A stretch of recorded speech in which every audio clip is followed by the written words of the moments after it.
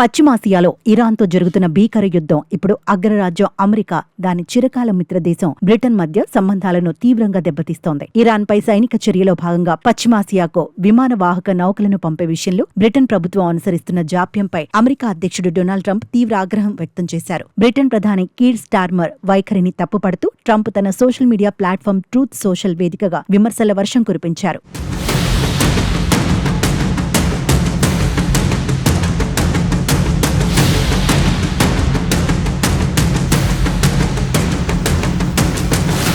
ఒకప్పుడు యూకే తమకు అత్యంత నమ్మకమైన మిత్రదేశమని, కానీ ప్రస్తుత క్లిష్ట పరిస్థితుల్లో వారు వెనకడుగు వేయడం ఆశ్చర్యంగా ఉందని ట్రంప్ పేర్కొన్నారు. బ్రిటన్ తన ప్రిన్స్ ఆఫ్ వేల్స్ విమాన వాహక నౌకను సిద్ధం చేస్తున్నట్లు చెబుతున్నప్పటికీ దానిని యుద్ధ క్షేత్రానికి తరలించే విషయంలో ఎటూ తేల్చుకోలేకపోవడం అమెరికాకు అసహనం కలిగిస్తోంది. యుద్ధం ముగిసి తాము విజయం సాధించిన తర్వాత వచ్చి కలిసే మిత్రులు తమకు అవసరం లేదని ట్రంప్ అత్యంత కఠినంగా వ్యాఖ్యానించారు. ఈ క్లిష్ట సమయంలో బ్రిటన్ ప్రదర్శిస్తున్న ఉదాసీనతను తాము ఎన్నటికీ మర్చిపోబోమని ఆయన హెచ్చరించారు. అమెరికా సైనిక బలగాలకు ప్రస్తుతం బ్రిటన్ నౌకల సహాయం లేకపోయినా పర్వాలేదని, తాము ఒంటరిగానే పోరాడగలమని ఆయన ధీమా వ్యక్తం చేశారు. అంతర్జాతీయ వేదికపై మిత్రదేశాల మధ్య ఇలాంటి బహిరంగ విమర్శలు రావడం ఇప్పుడు ప్రపంచవ్యాప్తంగా చర్చనీయాంశమైంది. బ్రిటన్ వైపు నుంచి చూస్తే ఇజ్రాయెల్, అమెరికా చేస్తున్న ఈ యుద్ధంలో తమ సైన్యం నేరుగా పాల్గొనబోదని ప్రధాని కీర్ స్టార్మర్ ఇప్పటికే స్పష్టం చేశారు. అయితే తమ సైనిక స్థావరాలను ఆత్మరక్షణ కోసం ఉపయోగించుకునేందుకు మాత్రం అమెరికా, ఇజ్రాయెల్కు అనుమతి ఇస్తున్నట్లు ఆయన ఇటీవలి ప్రకటించారు. కేవలం స్థావరాలను వాడుకోవడానికి అనుమతి ఇచ్చి ప్రత్యక్ష యుద్ధానికి దూరంగా ఉండటం ట్రంప్ను తీవ్ర అసంతృప్తికి గురిచేసింది.